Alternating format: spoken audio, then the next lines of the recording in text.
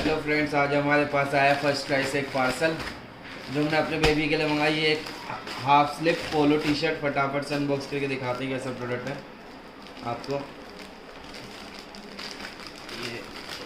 ये पन्नी वाली पैकिंग दी है गाइस, जैसे तो हमेशा ऐसा आता है।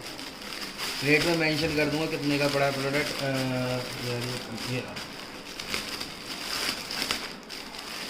ये पोलो टी शर्ट है गाइस।